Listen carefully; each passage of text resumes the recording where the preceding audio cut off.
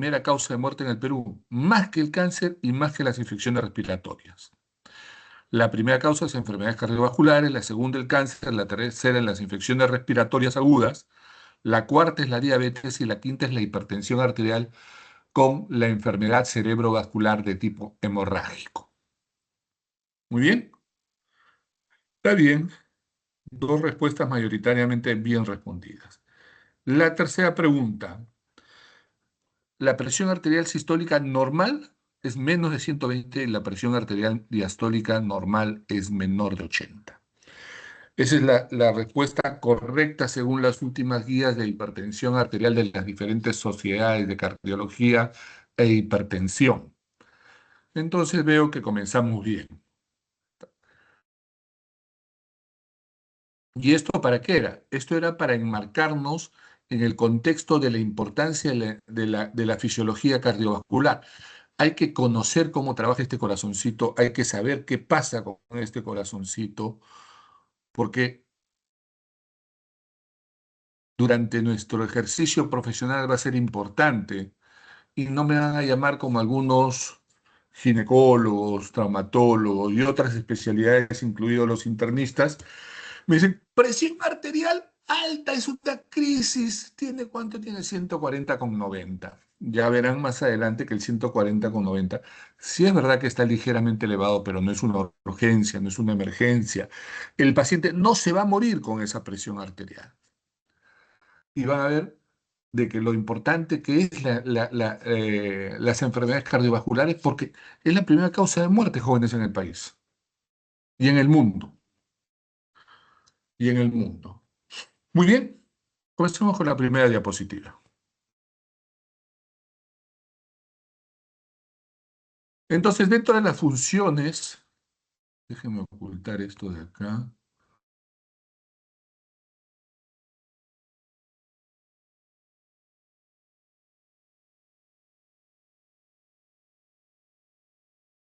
Bueno,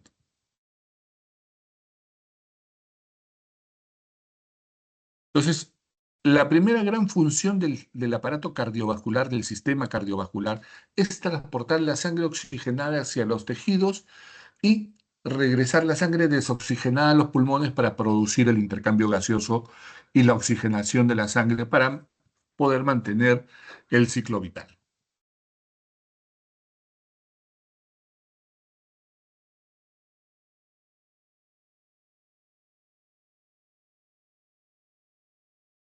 Muy bien. La segunda es de que el corazón, para cumplir con esta función de, de que la sangre circule, correcto, tiene que tener una función de bomba. La función sistólica, que es la contracción, y la función diastólica del corazón, que es la relajación. La relajación, que es para recibir la sangre que llega al corazón, y la función diastólica, que es para eyectar, para expulsar y mandar la sangre al resto de los tejidos. El corazón es una bomba que maneja volumen y presión. Volumen de sangre porque es el volumen de la sangre que llega al corazón y por lo tanto tiene que tener el tamaño adecuado y estar adecuadamente relajado para manejar ese volumen. Y cuando le pongamos un exceso de volumen a un corazón que no que no sea competente en su función sistólica y diastólica, puede desencadenar una insuficiencia cardíaca.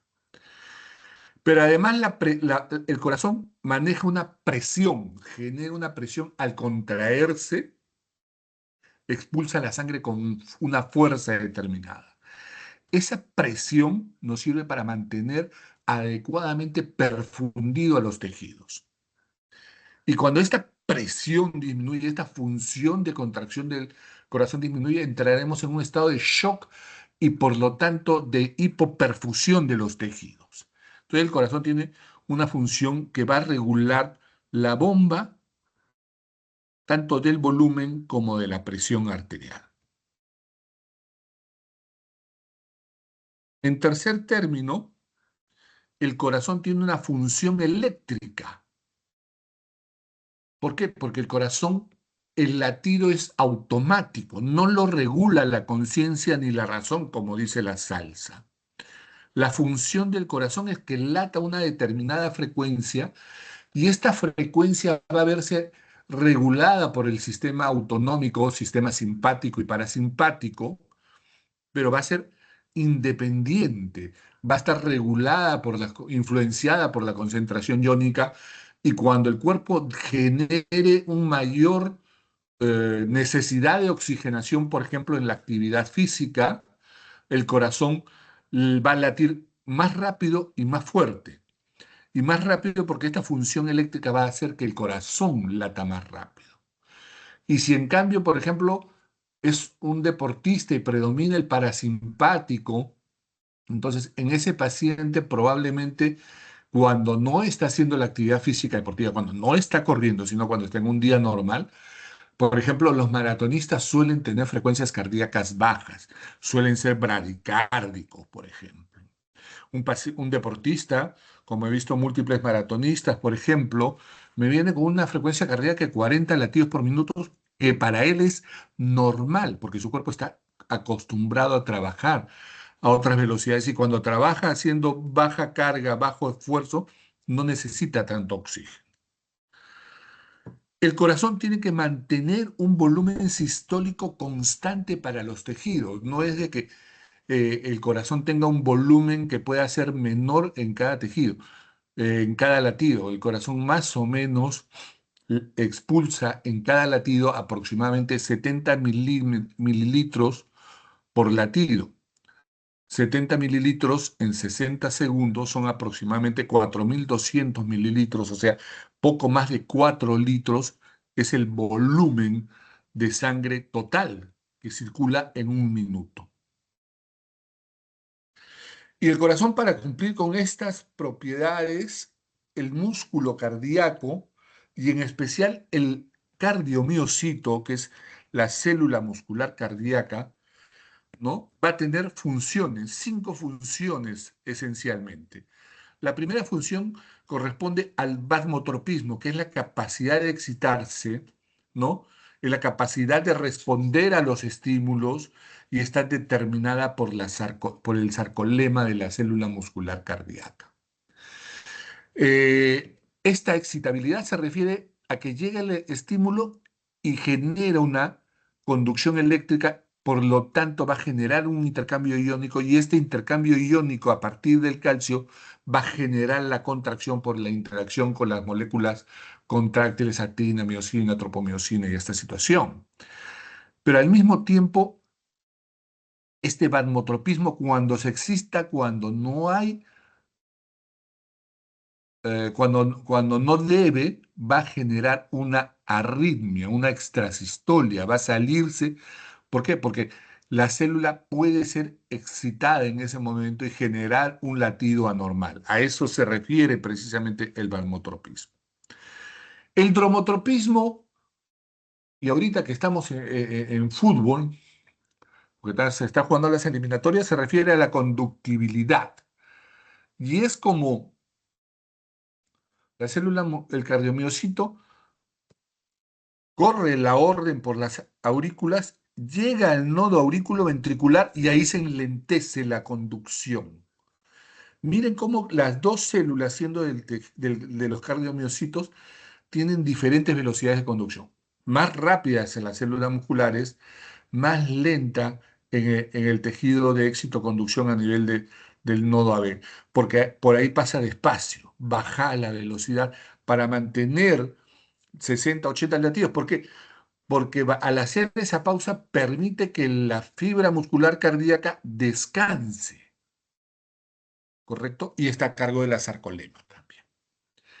El cronotropismo está determinado por la frecuencia de descarga de los impulsos cardíacos y el sistema de éxito-conducción, nodo AB, nodo sinusal, nodo AB y etcétera, van a tener diferentes frecuencias cardíacas. El nodo sinusal normalmente descarga una frecuencia cardíaca entre 60 y 80 latidos por minuto. El nodo AB descarga una frecuencia cardíaca entre 50 y 60 latidos por minuto aproximadamente, lo vamos a ver más adelante. ¿no? Y esto es lo que nos va a determinar la frecuencia cardíaca. Y está determinada también por la velocidad de conducción a nivel del sarcolema. La inotropía se refiere a la capacidad de contraerse del músculo cardíaco. Condujo el estímulo eléctrico, generó la liberación de calcio en el interior de la célula y se genera la contracción, que es necesaria para expulsar la sangre del corazón. Y estará a nivel de la sarcómera, que es la unidad estructural que va a generar la contracción del músculo cardíaco. Y como todo lo que sube tiene que bajar, todo lo que se contrae tiene que relajarse. Y será la propiedad del lucitropismo, que es lo contrario a la inotropía, al inotropismo. Y también está a cargo de la sarcómera. Algunas curiosidades. Ustedes saben que el corazoncito es influenciado por la música. Cuando ustedes estudian y quieren estar tranquilos, ponen música suave y su corazón va a latir suave, relajado, sin estresarse, y eso va a permitir que la sangre circule bien y ustedes capten bien la idea. Pero van a una fiesta, a un compromiso, van a la discoteca, no sé, pues ahora dicen a la fiesta rave, y cuando yo he escuchado la música rave por ahí por mi casa, cuando había alguna fiesta, el corazón comienza a latir diferente. Uno siente el golpe, siente cómo late al ritmo de esa música. Entonces, la música influencia también esto. Es más, la experiencia del sapito lo usamos nosotros en el corazón para el trasplante cardíaco. El corazón mantiene una autonomía de aproximadamente entre 2 a 4 horas. Cuando sacamos el músculo cardíaco para un trasplante de corazón, nosotros lo ponemos en un sistema de que le baja, lo ponemos a invernar, hacemos que el corazón lata muy despacio para conservar más tiempo, para poder trasladarlo al lugar donde va a ir al receptor del órgano. Pero normalmente cuando hacemos el experimento del sapito, por ejemplo, separamos el corazón del sapo, el corazón va a continuar latiendo aproximadamente por 2 horas, porque es totalmente autómata en eso. Es influenciado, regulada la frecuencia cardíaca por el sistema simpático y parasimpático, ¿ya? Pero si lo sacamos y lo liberamos, va a tener un automatismo por un tiempo que es de aproximadamente 2 horas. El corazón bombea aproximadamente 4,5 litros de sangre, como habíamos calculado inicialmente. Además, este corazón, otra vez no sé qué pasó, ya. Además, el corazón pesa aproximadamente 300 gramos y late cerca de 100.000 veces al día, como les había dicho. Si vamos a ver los principios anatomofisiológicos del tejido muscular cardíaco, tenemos que observar que están los famosos desmosomas, que es el lugar donde se unen las fibras miocárdicas. Las fibras miocárdicas tienen gran cantidad de mitocondrias, que es la que le da parte de la energía al músculo y es la que permite que el calcio intracelular y se incremente, porque la mitocondria libera el calcio de su interior, aumenta el calcio intracitosólico y este es el que va a generar la contracción. Son células nucleadas, ¿no es cierto? Y tiene su sarcolema y la sarcómera, que si se fijan bien hay unas bandas más oscuras a nivel de la fibra. Donde se unen las fibras musculares son los famosos discos intercalares, y hay pequeños túbulos transversos, ¿no es cierto? Y lugares de unión a nivel de todo esto. Esta es la fibra muscular cardíaca en su conjunto, pero vamos a verla un poquito más. Esta es una ultramicrofotografía en donde podemos ver la fibra muscular cardíaca, sus núcleos, ¿no es cierto? Y podemos ver cómo, como que si se ramificaran y se unen entre ellas, ¿no? A manera de un tejido que va creando una red, una malla, ¿no es cierto? Esta es una ultramicrofotografía de la fibra muscular a nivel del ventrículo propiamente, ¿no es cierto? Ayer justamente estaba maravillado acordándome de la anatomía que nos enseñaron y redescubriendo la anatomía. Estoy ahorita en un congreso de cardiología ¿no? Y nos reenseñan toda la anatomía con los conceptos modernos y con las imágenes tomográficas y las resonancias y los mapas cartográficos de electrofisiología y nos dan una percepción mucho más exacta de la fibra muscular cardíaca y es realmente espectacular, es impresionante. Si vamos a ver ya un esquema propiamente de la fibra muscular cardíaca, las miofibrillas que generan la contracción, vamos a tener el famoso filamento delgado que está compuesto por los filamentos de miocito.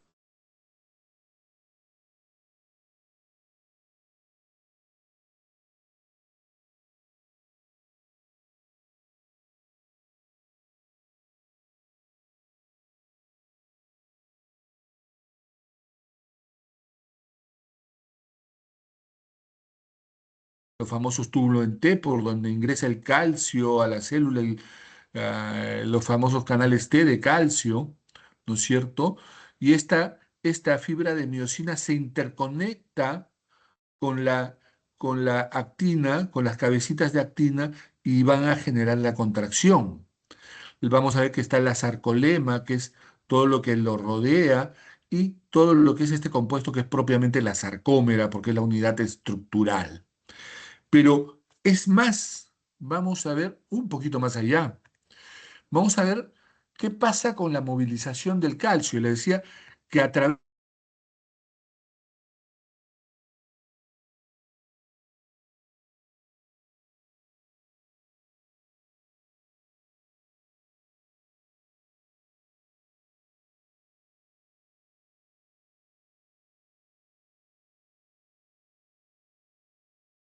una proteína de la red sarcotubular y de la red de mitocondrias, ¿no es cierto? ¿Ya? Y esta calcecuestrina lo que va a permitir es la liberación del calcio hacia la célula en grandes cantidades. O sea, este calcio que ingresa va a gatillar esta actividad, va a permitir que salga el calcio de manera importante y este calcio es el que va a interactuar con las fibras contráctiles produciendo su acercamiento, ¿no es cierto? Y que deje de estar de esta manera separado y se torne en esta manera muy pegadita, muy junta, ¿no es cierto? Generando la contracción. Pasado un tiempo, el calcio se va a liberar de esta red contráctil, de esta red de miofibrillas, y va a ser secuestrada, ¿no es cierto?, por unos receptores cerca a nivel de retículo sarcoplásmico, recapturándolo hacia el interior de la célula y cambiando la polaridad de la misma. ¿No es cierto? Y en ese momento, el calcio en exceso de la célula va a salir a través del intercambiador sodio-calcio. Sale calcio y entra sodio, ¿no? Y también sale calcio a través de la bomba de calcio para poder nivelar las concentraciones iónicas al interior. Pero veamos más cerca qué pasa con estas fibras contráctiles. Tenemos las uniones de la miocina, tenemos la tropomiosina y los diferentes tipos de troponina, la troponina T, C e I. ¿Ya? Este complejo va a ser el que al cambiar su estructura va a permitir que se acerquen. Vamos a ver qué pasa. Entonces, va a haber un lugar donde se va a unir la miosina, ¿ya? Los iones de calcio se unen a la troponina C, estas se van a hacer que se acerquen las estructuras ligeramente, ¿ya? Y vamos a ver que en ese momento la miosina y la actina se van a acercar. La actina y la miosina se van a acercar, ¿ya? Y van a iniciar la contracción.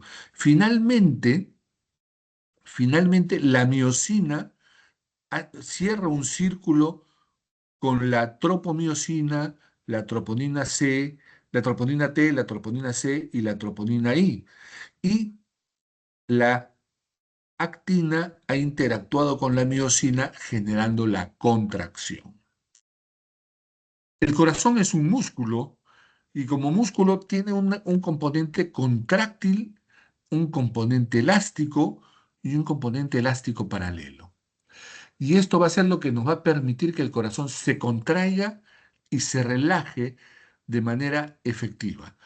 El músculo va a generar la contracción y la parte elástica va a permitir el estiramiento de la fibra. Este estiramiento de la fibra va a darse porque esto desliza las fibras entre ellas, permitiendo que se produzca este movimiento. Pero va a haber una actividad de frenado que va a hacer que se genere el deslizamiento inverso para regresar al componente contráctil y el componente elástico nuevamente y a generar una nueva contracción según el modelo de Hill. Las fases de la contracción y la relajación a nivel de la fibra muscular cardíaca son esencialmente diferentes a las de la fibra muscular lisa. Y vamos a ver que se produce primero una contracción isométrica en la cual el músculo permanece básicamente con un tamaño constante. Por eso es una contracción isométrica, no hay alteración en el tamaño, en la métrica de la misma. Luego se genera la contracción en la cual ya se produce un acortamiento isotónico de la fibra. La fibra se achica, se contrae y luego de que ha pasado un tiempo ya comienza a relajarse gradualmente, pero al principio este acortamiento persiste ligeramente estable y luego comienza a alargarse, a relajarse la fibra. Luego de que se ha producido la relajación isométrica, se produce el alargamiento isotónico. ¿Qué pasa con la fibra muscular esquelética? Esta fase de acortamiento isotónico está prácticamente unida al alargamiento isotónico y la fase de meseta es más prolongada a nivel de la tensión de la fibra muscular. ¿Qué pasa con la longitud? La longitud prácticamente, el acortamiento isotónico y el alargamiento isotónico son equivalentes y ocurren prácticamente 50% cada uno durante ese tiempo, ¿no? Manteniéndose similar la contracción isométrica, ¿no? Y el relajamiento isométrico se va a producir, a diferencia de la fibra muscular cardíaca, se va a producir después del alargamiento isotónico. Fíjense que el efecto acá a nivel de la fibra muscular cardíaca es que el alargamiento isotónico es después de la relajación isométrica. Fíjense cómo se invierten esas fases a nivel de ambos tipos de fibra muscular. Y por eso la fibra muscular cardíaca y la fibra muscular estriada, esquelética, son básicamente diferentes. Y esto nos va a llevar a hablar de la famosa ley de Frank y Starling, que hablan de la variación de la longitud y que esto valió, pues, que el corazón posee una capacidad intrínseca de adaptarse a los volúmenes crecientes del flujo sanguíneo. Vamos a ver de que el corazón expulsa un volumen de sangre, ¿no? Y va a haber un volumen diastólico del ventrículo izquierdo que va a ser expulsado. A mayor volumen, a mayor volumen del ventrículo izquierdo, a mayor tamaño del volumen del ventrículo izquierdo, será mayor el volumen expulsado. Y entonces vamos a tener que la sarcómera va a generar, ¿no es cierto?, en primer lugar la contracción y va a comenzar a expulsar la sangre a partir de la misma.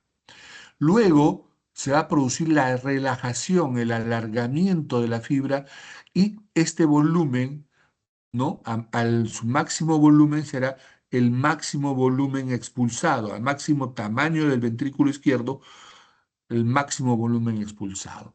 Es como cuando ustedes tienen la famosa liga, lo que era la resortera antes, la onda que le llamaban. No sé si ustedes han llegado a conocer la onda, porque ya los chicos de la modernidad juegan con computadora, no juegan con estas cosas. Pero cuando uno estira un elástico, mientras más lo estires, más lejos vas a lanzar el objeto que quieres lanzar, sea una piedra, sea un papel, ¿no es cierto? Mientras más estires, más lejos va a poder ser expulsado. Pero esto tiene una ley de que la fibra muscular y cardíaca tienen un límite. ¿correcto? Entonces, en condiciones de normalidad se va a alargar y se va a relajar. Pero cuando suceden algunas condiciones anatómicas, esto puede ser hasta perjudicial. Y vamos a ver qué sucede con la ley de Frank-Starling en diferentes situaciones. Entonces, al principio, este volumen sistólico va a depender de la precarga del volumen que llega al corazón y del tamaño del ventrículo izquierdo y va a ser directamente proporcional. Y en la fase de la meseta va a ser independiente de la precarga porque ya no da más, ya no hay más volumen y el corazón tiene un tamaño determinado y se genera una meseta.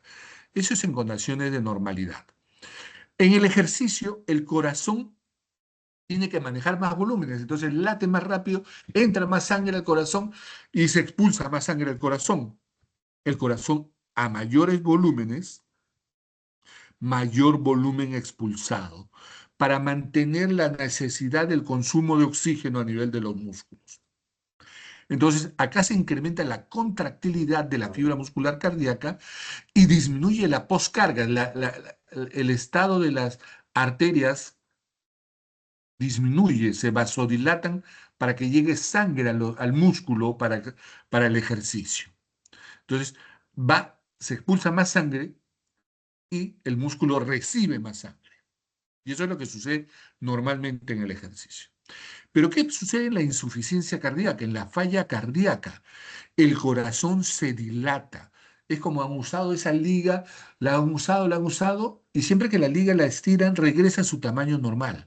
Pero cuando la utilizan mucho y la alargan mucho, la liga va a terminar de vencer las fibras elásticas y ya no va a regresar al tamaño normal, el corazón igual. Cuando se da la hipertensión, el infarto del miocardio, etcétera, el tamaño del corazón y estas fibras elásticas se vencen y comienza a crecer el corazón, pero este corazón, estando más grande, ya no tiene la capacidad de expulsar como normalmente ocurre, sino el volumen expulsado de sangre del corazón es menor. Y entonces se sucede de que hay una disminución de la fuerza de contracción porque hay menos eyección y hay un incremento de la poscarga porque no es como en el ejercicio que se ha producido vasodilatación, es más, en la hipertensión arterial se produce vasoconstricción, por ejemplo, y nos lleva a la falla cardíaca. Pero vamos peor aún, señores, se produce el shock cardiogénico, que es cuando el corazón ya está en fase terminal, el corazón está sumamente crecido de tamaño en comparación y genera muy poca volumen sistólico expulsado del corazón. Tan es así que es incapaz de mantener la perfusión adecuada. Por eso se llama shock.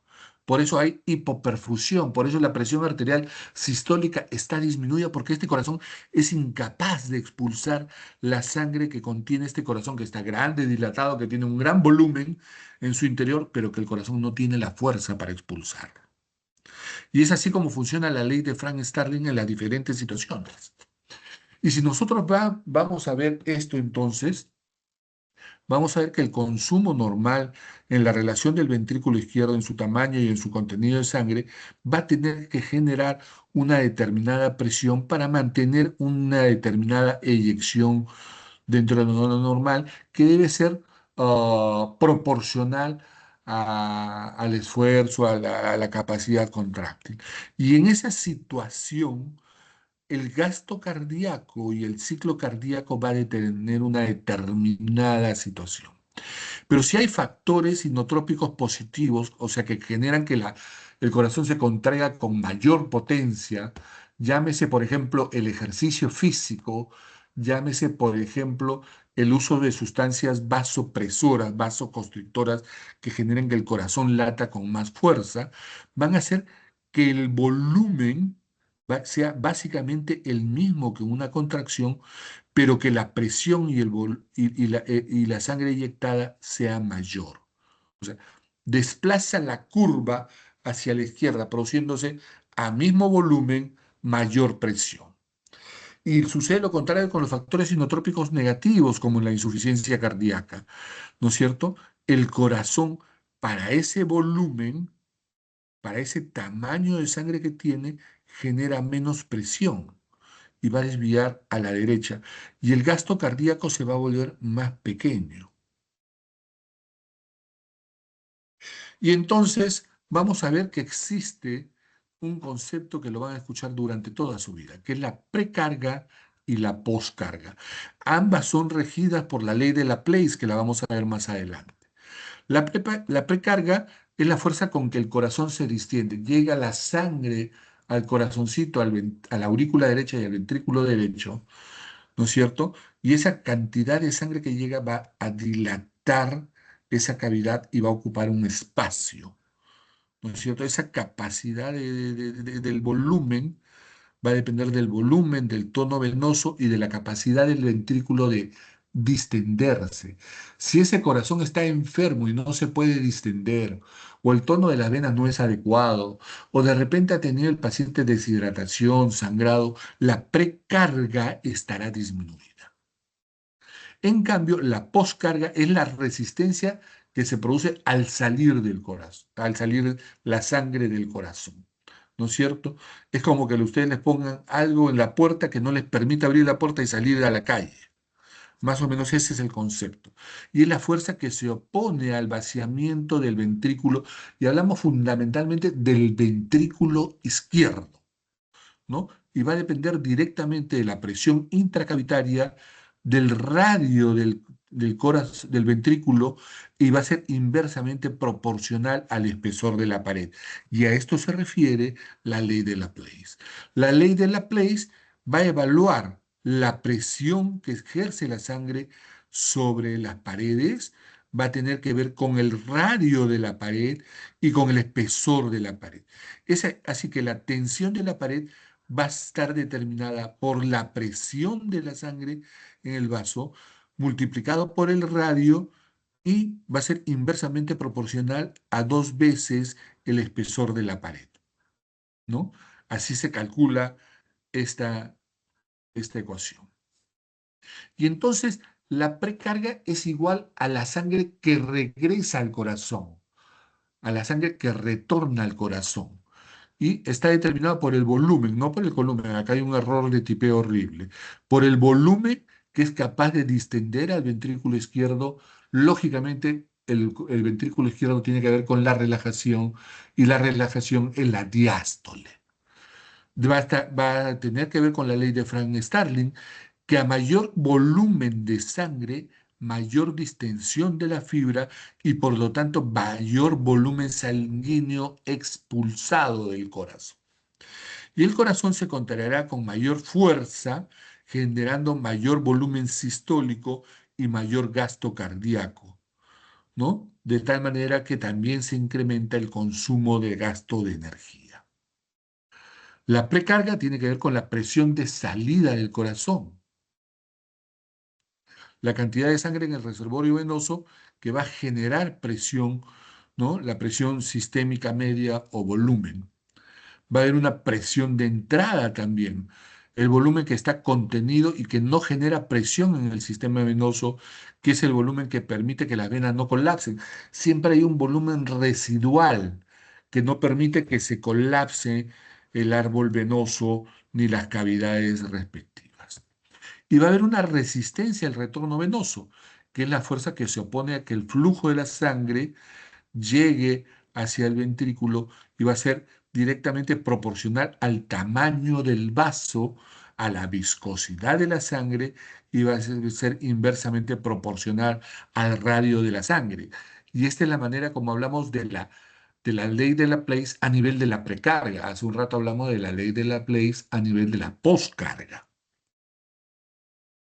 Y entonces, cuando hablamos de la poscarga, estamos hablando cuando la válvula aórtica se apertura, sale la sangre del corazón, pero hay una resistencia de la aorta a la misma, que va generando que la sangre vaya perdiendo fuerza mientras va saliendo el corazón, porque va saliendo menos volumen, pero el tejido va generando una resistencia. Y la poscarga es la presión a la que se tiene que contraer el ventrículo para generar esta resistencia. Es la presión que genera para que se abra esta válvula y la sangre sea expulsada. Esta presión, ¿no? Va a ser la que va a generar la eyección, la fuerza de expulsión de la sangre, ¿ya? Y va a corresponder a la fase 3 de este ciclo del gasto cardíaco que lo vamos a ver más adelante, que tiene que ver con esta curva, ¿no? Y que es considerada equivalente a la resistencia vascular periférica, o sea, el estadio de la tonicidad de las arterias, que va a depender, por lo tanto, del grosor arterial.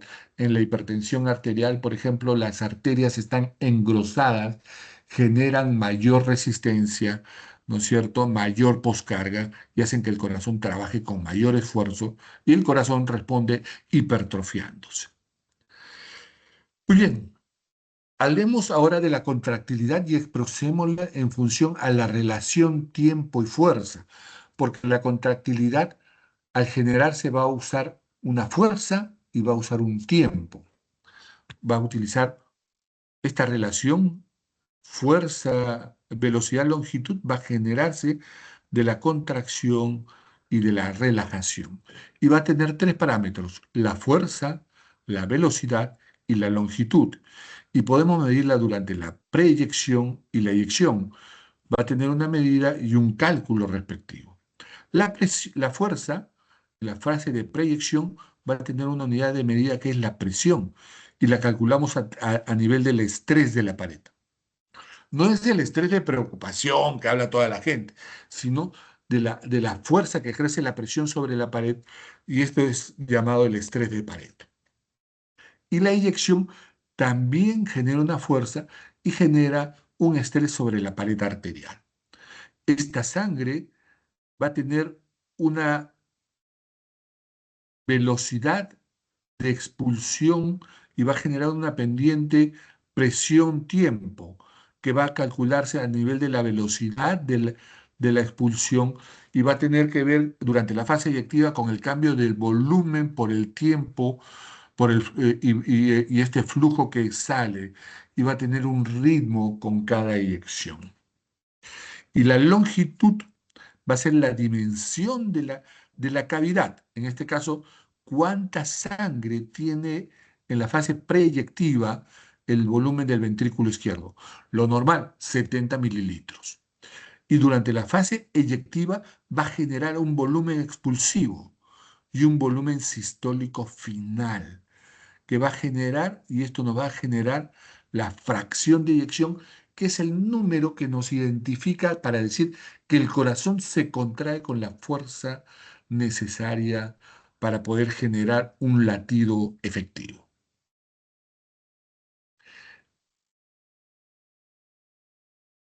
9:15, estamos aproximadamente una hora hablando. ¿Alguna pregunta?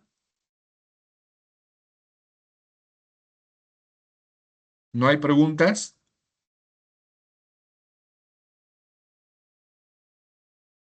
¿Se fueron a dormir? ¿Están viendo el partido? ¿Están ahí?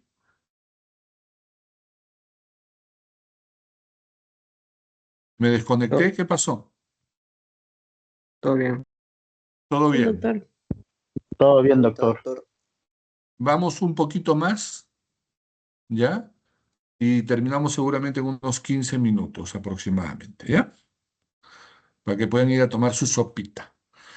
El corazón se dice que es una bomba, ¿no es cierto?, que genera contracción y relajación en una bomba aspirante impelente y que por lo tanto va a generar lo que hemos conocido en la diapositiva anterior como la fracción de eyección del ventrículo izquierdo. Y esta lo que nos mide es la fuerza con la que se contrae el ventrículo izquierdo. Nos va a medir la función sistólica del ventrículo izquierdo. Nos va a medir cuán fuerte es esa inotropía de la fibra muscular cardíaca. Y este número debe ser igual a más del 50%. ¿Cómo se encuentra, cómo se calcula la fracción de eyección? Sea por métodos de ecocardiografía, sea por métodos de resonancia, sea por métodos de perfusión miocárdica o medicina nuclear, ¿no es cierto? Pero se mide la fracción de eyección, que viene a ser el volumen del fin de la diástole menos el volumen del fin de la sístole entre el volumen del fin de diástole, esto multiplicado por 100. Pero les voy a decir algo más. Porque acá está fracción de eyección, volumen diastólico, volumen sistólico. pero acá dice volumen sistólico, dice acá. Vamos a ver nuevamente el puntero, y acá dice volumen sistólico. Yo puedo esta ecuación minimizarla, y el volumen diastólico de fin de diástole menos el volumen de fin de sístole es igual a decir volumen sistólico. Entonces podríamos decir que la fracción de eyección es igual al volumen sistólico entre el volumen de fin de diástole multiplicado por 100. Y este número, para que sea normal, debe ser más del 50%. Entonces, el volumen telediastólico es el volumen de fin. Tele es fin. Volumen telediastólico del ventrículo izquierdo, cuya abreviatura es BTDBI, el valor normal es entre 40 y 120 mililitros. El volumen telesistólico, la final de la sístole del ventrículo izquierdo, es entre 13 y 47 mililitros. Y es así que el volumen sistólico será 40 menos 13, 27, y 120 menos 47 será 73. El volumen sistólico es 27 a 73 mililitros. Y la fracción de eyección debe ser superior al 50%, y hemos hablado de la ecuación propiamente hace unos segundos.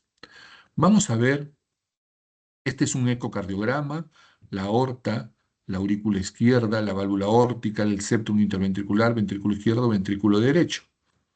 Y miren ahí cómo se contrae el corazoncito, miren cómo las paredes se acercan y aplauden. Esa es una función sistólica normal, ¿ya? Esto nosotros hacemos cálculos en el ecocardiógrafo para decir que esto es normal. Esta es otra vista del mismo corazón. Esta es una vista de 4 cámaras: ventrículo izquierdo, aurícula izquierda, aurícula derecha, ventrículo derecho. Y miren cómo todos los segmentos del corazón, el corazón se acerca, ¿no es cierto?, manteniendo una contracción adecuada, ¿ya? Ese es un corazón con función sistólica normal. Nosotros acá buscaremos la máxima sístole, la máxima diástole, lo mediremos y nos dará la fracción de eyección, la máquina automáticamente. Antiguamente nosotros calculábamos esto, y hoy día con la inteligencia artificial ya incluso hay software que hacen esto automáticamente. Y si nosotros congelamos la imagen, vamos a ver de que el volumen del fin de la diástole es 46 en este estudio. El volumen de fin de sístole es aproximadamente, perdón, a ver, el volumen de fin de diástole es 79, perdón. El volumen de fin de sístole es 33. El volumen sistólico es 46, y cuando hacemos el cálculo sale 58 de fracción de eyección, o sea, es normal. Acá tenemos otra manera, porque acá hemos calculado la fracción de eyección a partir del cálculo de volúmenes. Acá yo también puedo hacer el cálculo de los diámetros, de los tamaños, ¿no es cierto? Y acá, a partir de ese cálculo, la máquina me va a dar primero el diámetro sistólico. De ahí hace un cálculo matemático, me deriva el volumen sistólico. Del diámetro diastólico me va a derivar el volumen sistólico, 118. El volumen sistólico, 28. Se hace el cálculo y la fracción de eyección sale en 78. Normal. Pero en este corazón yo puedo ver que el índice de masa está aumentado, es más de 100 gramos por metro cuadrado de superficie corporal. Entonces es un corazón hipertrófico con función de contracción normal. Y para cerrar el concepto de la fracción de eyección, hablemos de la insuficiencia cardíaca. Y si volvemos a la curva de la ley de Frank-Starling, habíamos hablado que el volumen de sangre del ventrículo izquierdo va a ser proporcional al volumen de sangre expulsada, al volumen sistólico, ¿no es cierto?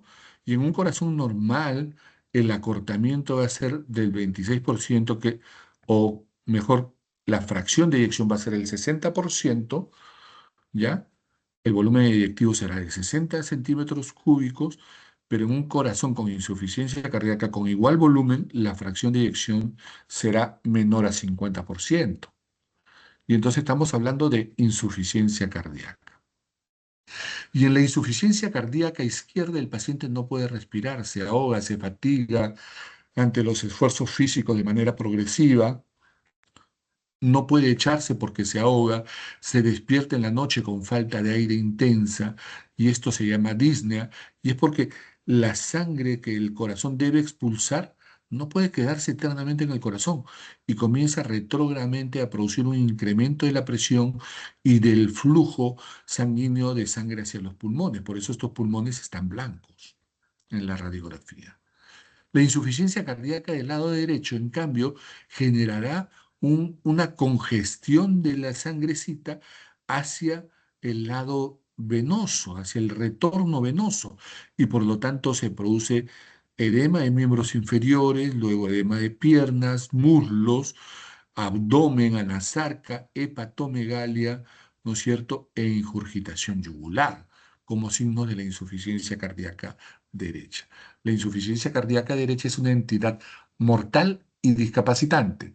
Cuando diagnosticamos una insuficiencia cardíaca, ¿no es cierto?, en fase aguda, el paciente normalmente tiene el 50% están muertos a los 4 años y cerca del 90% están muertos a los 8 años. La mortalidad es incluso mayor que muchos tipos de cánceres. Y tenemos que hay 4 estadios. El estadio A, que es un paciente que tiene riesgo alto de insuficiencia cardíaca, pero actualmente no hay compromiso de enfermedad cardíaca estructural. Por ejemplo, un paciente diabético, hipertenso. El estadio B, el paciente ya tiene insuficiencia, enfermedad cardíaca estructural, pero no tiene signos o síntomas de insuficiencia cardíaca.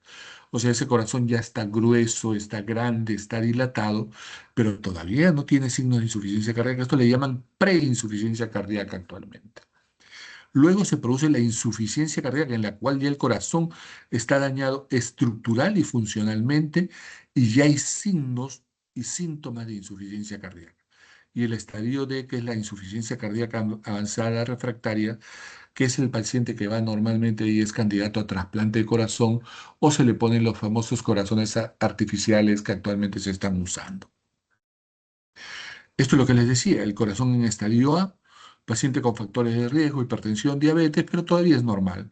El estadio B, y hay alteración estructural, cambios hemodinámicos y seguramente hay cambios neurohumorales que van comenzando. Hay signos de remodelado cardíaco, disfunción ventricular, pero el paciente no tiene síntomas.